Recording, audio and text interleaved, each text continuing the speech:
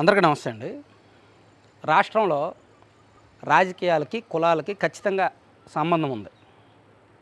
కులాలు లేకుండా రాజకీయాలు లేవు, రాజకీయాలు లేకుండా కులాలు లేవు. కులాల పునాదుల మీదే రాజకీయ పార్టీలు నడుస్తున్నాయి. అయితే కులాల్లో కూడా ఓసీ, బీసీ, ఎస్సీ ఇవన్నీ అనేకంటే డబ్బున్న వాళ్ళు ఖచ్చితంగా రాజకీయంగా ఉంటారు. బీసీల్లోనే యాక్చువల్లీ మొదటి నుంచి చూసుకుంటే మన రాష్ట్రంలో బీసీల జనాభా ఎక్కువ, అరౌండ్ 50%. ఒక 1-2% ఎక్కువే ఉంటారు తప్ప తక్కువ ఉండరు. సో బీసీలు ఇన్ని ఉన్నప్పటికీ బీసీలకు అసెంబ్లీలో ఉన్న సీట్లు ఇప్పుడు ప్రస్తుతం అసెంబ్లీలో ఉన్న బీసీ ఎమ్మెల్యేలు 36 మందే, 175 మంది మొత్తం ఎమ్మెల్యేల్లో బీసీలు 36 మందే ఉన్నారు. జనాభాలో 50% ఉన్నప్పుడు అసెంబ్లీలో కనీసం 88 మంది ఉండాలిగా, కానీ లేరు. గత 2014 అసెంబ్లీలో అయితే 32 మందే ఉన్నారు బీసీలు. సో అలా బీసీలు వెనకబడుతున్నారు.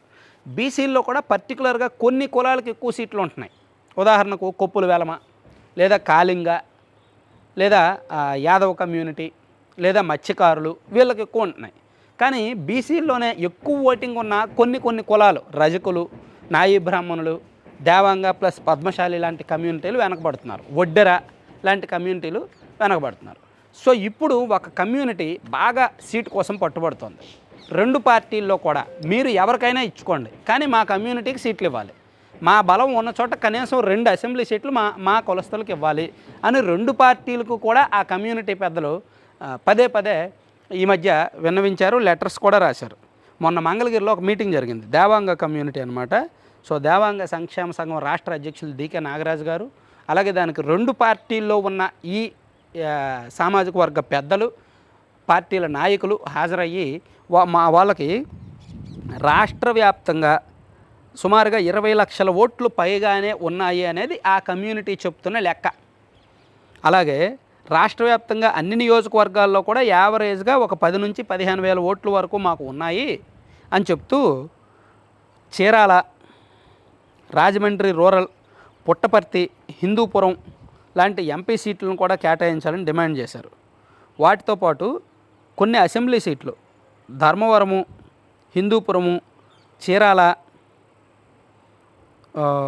మంగళగిరి, ఇలా దాదాపుగా ఒక 8 ఎమ్మెల్యే సీట్లు, 4 ఎంపీ సీట్ల పరిధిలో మాకు ఎక్కువగా 40,000కు పైగా ఓట్లు ఉన్నాయి.